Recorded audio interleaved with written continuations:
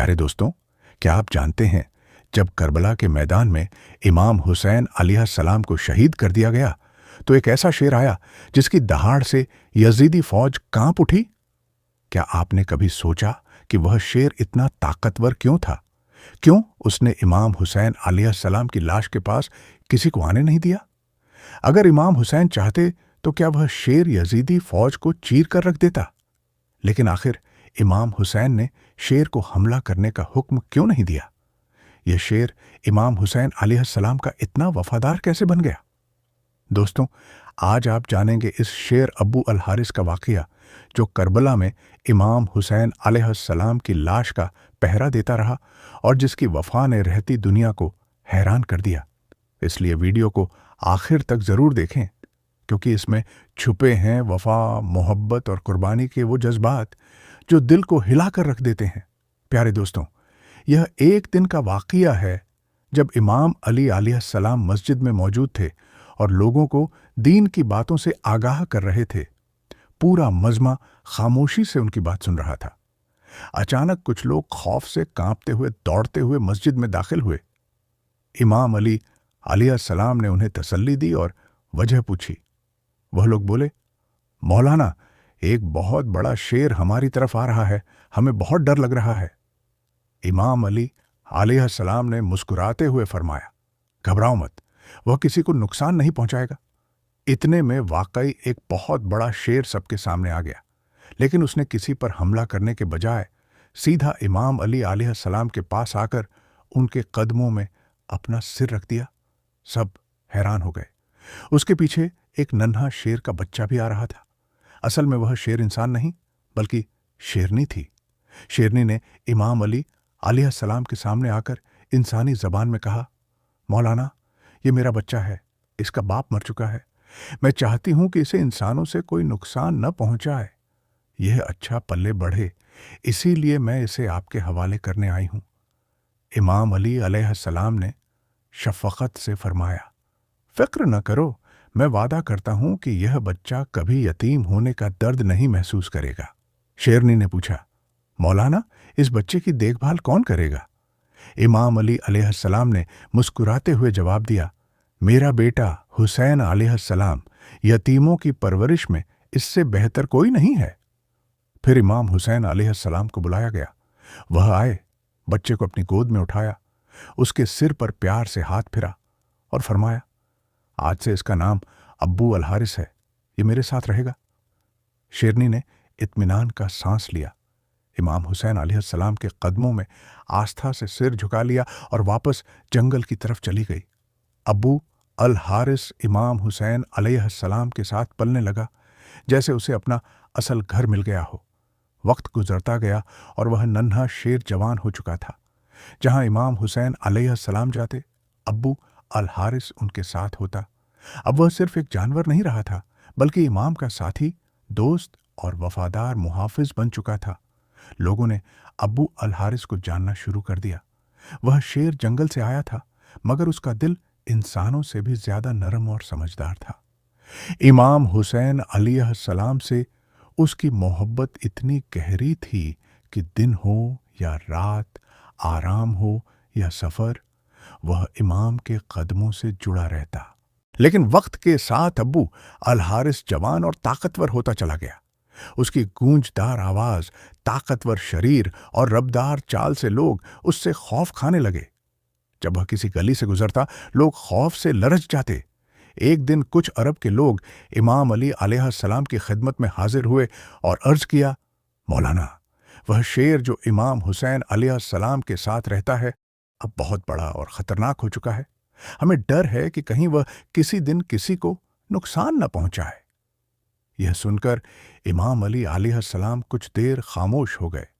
उनकी आंखों में अब्बू अल हारिस की मासूमियत और वफा की यादें झलक रही थीं, मगर वह लोगों के खौफ को भी खूब समझते थे। इमाम अली अलैहिस्सलाम के दिल में अब्बू अल हारिस की वफादारी और उसकी बेमिसाल वफादारी की यादें रोशन थीं, लेकिन वह इंसानों के दिलों में बैठी डर और उनकी फितरत को भी खूब जानते थे।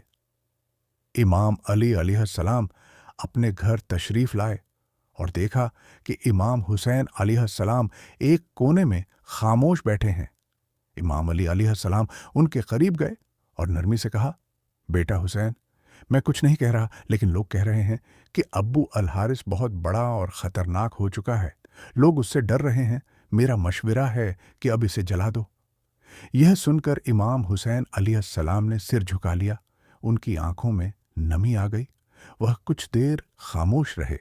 پھر انہوں نے امام علی علیہ السلام کی طرف دیکھا، ہلکی سی مسکان دی اور نرم لہجے میں کہا، جی بابا جان، جیسے آپ کا حکم، لیکن بابا جان، بس آج کا دن گزرنے دیجئے، کل آپ اسے نہیں دیکھیں گے۔ امام علی علیہ السلام نے پوچھا، بیٹا حسین، آج کے دن میں ایسا کیا خاص ہے؟ امام حسین علیہ السلام نے شام کی طرف نظریں دوڑاتے ہوئے جواب دیا، بابا جان، شام ہو چکی ہے۔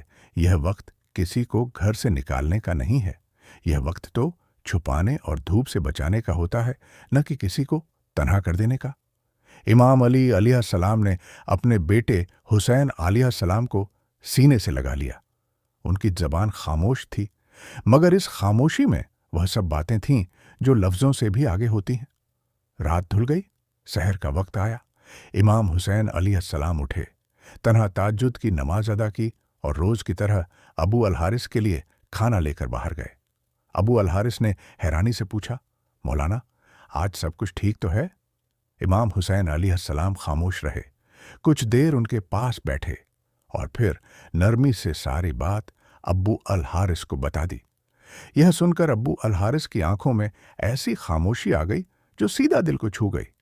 کچھ لمحوں بعد اس نے سر اٹھایا، آنکھیں نم کر کے کہا، ٹھیک ہے مولانا، میں چلوں گا، لیکن میری ایک شرط ہے۔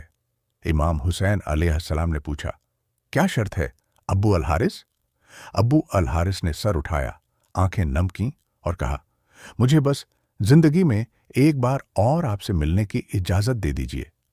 یہ سن کر امام حسین علیہ السلام خاموش ہو گئے۔ پھر آسمان کی طرف دیکھ کر فرمایا، یاد رکھنا ابو الحارث، وہ دن ہوگا 10 عوام محرم کا دن، سن 61 ہجری، کربلا کے میدان میں ایک ٹیلے کے پاس تمہیں ایک آواز سنائی دے گی۔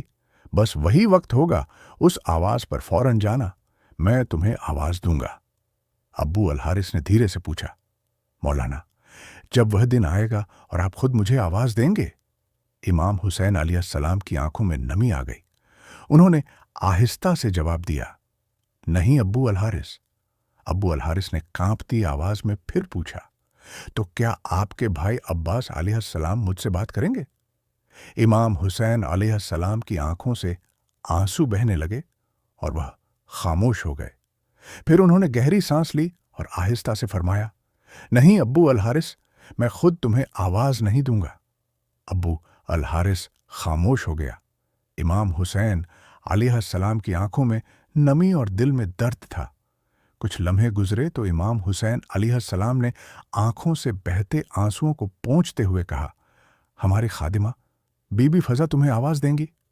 روایات میں آتا ہے کہ آج بھی کربلا میں وہ مقام موجود ہے جہاں بی بی فضا نے ابو الحارث کو پکارا تھا۔ امام حسین علیہ السلام نے ابو الحارث کو رخصت کرتے ہوئے فرمایا، ابو الحارث، نینوا کے پاس ایک جنگل ہے، وہاں جا کر اس جنگل کی حفاظت کرو، کیونکہ وہاں کا شیر مر چکا ہے۔ ابو الحارث نے سر جھکا لیا، امام کے قدموں کو چوما اور نینوا کی طرف روانہ ہو گیا۔ وقت گزرتا رہا اور وہی 10واں محرم کا دن آ گیا۔ کربلا کے میدان میں ایک عجیب خاموشی چھا گئی تھی، لیکن اس خاموشی کے پیچھے ایک طوفان چھپا تھا۔ جب امام حسین علیہ السلام شہید کر دیے گئے تو عمرو بن سعد نے حکم دیا کہ ان کی لاش کو گھوڑوں سے روندا جائے تاکہ ان کے جسم کو اس قدر مسل دیا جائے کہ پہچانا نہ جا سکے۔ یہ خبر جب خیموں تک پہنچی تو ایک قیامت برپا ہو گئی۔ خیموں میں چیخ و پکار مچ گئی۔ اسی وقت بی بی فضا حضرت زینب علیہ السلام کے پاس آئیں اور عرض کیا، اے میری پاک سنیدہ، مجھے ایک واقعہ یاد آ رہا ہے۔ بی بی فضا نے بتایا کہ رسول اللہ صلی اللہ علیہ وسلم اور ان کے ساتھی سمندر کے سفر پر تھے۔ جب ایک جزیرے پر پہنچے، وہاں ایک شیر سے ملاقات ہوئی۔ رسول اللہ صلی اللہ علیہ وسلم نے کہا، میں محمد صلی اللہ علیہ وسلم کا ساتھی ہوں۔ تو شیر نے نہ صرف ان کا راستہ دکھایا بلکہ انہیں کوئی نقصان بھی نہیں پہنچایا۔ बीबी फजा ने आगे कहा, ए मेरी सनीदा, वह शेर अबू अल हारिस है जिसे इमाम हसन अलैहिस्सलाम ने बचपन में पाला और मोहब्बत दी। हजरत ज़ैनब अलैहिस्सलाम ने खामोशी से सिर हिलाया और इजाजत दी। बीबी फजा ने जंगल की तरफ रवानगी के बावजूद तेजी से करबला के मैदान से जंगल की समत रवानगी शुरू कर दी। उनकी जुबान पर सिर्फ एक नाम था, अब्बू अल हारिस। बीबी फजा ने जंगल की तरफ रुख किया और बुलंद आवाज में पुकारा, ओए अब्बू अल हारिस, तुमसे तुम्हारे मौला ने वादा लिया था, आज वह दिन आ गया है। बीबी फजा की आवाज फिजा में गूंज रही थी। जंगल की हवा में साए साए करने लगी, दरख्त लरजने लगे और जमीन पर कुछ देर के लिए जैसे हलचल मच गई। फिर अब्बू अल हारिस शेर गरजता हुआ, दहाड़ता हुआ, बिजली की तरह दौड़ते हुए बीबी फजा के सामने आ पहुंच गया। बीबी फजा की आंखों में आंसू तैरने लगे और उन्होंने भर्राई हुई आवाज में कहा, ए अबू अल हारिस, क्या तुम्हें मालूम है कि जुल्मत के ये हमला आवर क्या इरादा रखते हैं? वह चाहते हैं कि इमाम हुसैन अलैहिस्सलाम की लाश को घोड़ों से पामाल करके इतना मसल दें कि पहचाना न जा सके। यह सुनकर अबू अल हारिस की आंखें लाल हो गईं। उसने जोर से जमीन पर अपने पंजे मारे, आसमान की तरफ मुंह करके ऐसी दहाड़ मारी कि यजीदी लश्कर में डर फैल गया। अब अबू अल हारिस सिर्फ एक शेर नहीं रहा था, बल्कि वह वफा और गैरत का निशान बन चुका था, जो इमाम हुसैन अलैहिस्सलाम की मोहब्बत और माजलूमियत का जिंदा जवाब बन चुका था। बीबी फजा ने कहा, अब वक्त आ गया है अब्बू अल हारिस, यह वही वक्त है जब तुम्हें अपने वादे को पूरा करना है। अब्बू अल हारिस ने अपनी ताकतवर दहाड़ से जमीन हिला दी और वह बिजली की तरह बीबी फजा के साथ दौड़ते हुए करबला की तरफ रवानगी हो गया। वो लम्हा बहुत शदीद था। इमाम हुसैन अलैहिस्सलाम की लाश तन्हा मैदान करबला में पड़ी थी। आसमान खामोश था, जमीन साकत थी और फरिश्ते रो रहे थे। अब्बू अल हारिस धीरे धीरे बढ़ा और इमाम हुसैन अलैहिस्सलाम की लाश के पास जाकर जमीन पर बैठ गया, अपने सर को झुका लिया और मौला के खून से अपनी पेशानी रंग ली, जिस पर वफा की मुहर लग गई। रिवायात में आता है कि जब यजीदी फौज के सिपाही घोड़ों पर सवार होकर इमाम हुसैन अलैहिस्सलाम की लाश को पामाल करने के लिए बढ़े, तो उनकी नज़र एक हैरान कर देने वाले मंजर पर पड़ी। एक शेर इमाम हुसैन अलैहिस्सलाम की लाश के पास बैठा था। घुड़सवारों ने यह मंजर देखा और पीछे हट गए। कुछ ने खौफ के मारे पलटना शुरू कर दिया। किसी की हिम्मत न हुई कि वह इमाम हुसैन अलैहिस्सलाम की लाश के करीब जाए। यह शेर नहीं था, यह अब्बू अल हारिस था, वही बचपन का यतीम शेर जिसे इमाम हुसैन अलैहिस्सलाम ने अपने हाथों से पाला था, और आज वह अपने मौला के जिस्म मुबारक की हिफाजत कर रहा था। यह खबर जब अम्र बिन साद तक पहुंची तो उसका चेहरा जर्द हो गया, उसकी आंखें खौफ से फैल गईं और वह बोला, इस वाकये को किसी पर जाहिर न करना, यह एक फितना है। इसे मालूम था कि अगर यह बात फैल गई तो जुल्म का चेहरा हमेशा के लिए बेनकाब हो जाएगा। जब बीबी फजा दोबारा खेमों में वापस आईं तो हजरत ज़ैनब अलैहिस्सलाम से कहा, सनीदा, इमाम हुसैन अलैहिस्सलाम की लाश महफूज है। अब्बू अल हारिस वहां मौजूद है।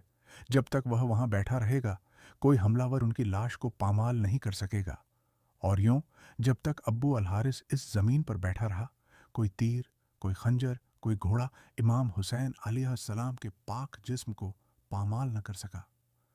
प्रिय दोस्तों, रिवायात में आता है कि अब्बू अल हारिस घंटों, शायद कई दिन उसी जगह बैठा रहा जहां उसका मौला बिना कफन के आराम कर रहा था। फिर एक रात